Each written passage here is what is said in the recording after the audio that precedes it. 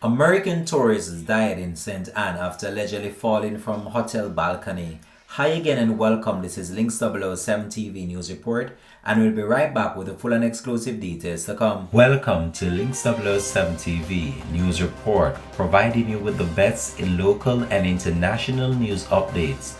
This is a place where you can get the most reliable and informative news information. Links 007 TV News Report.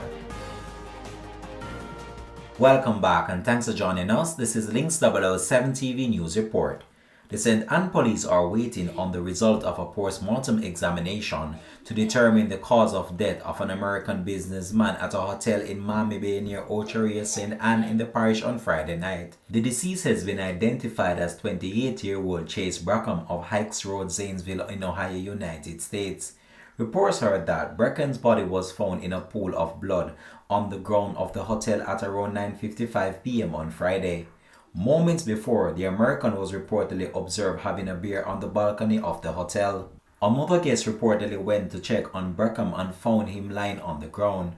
An alarm was raised and the police were contacted.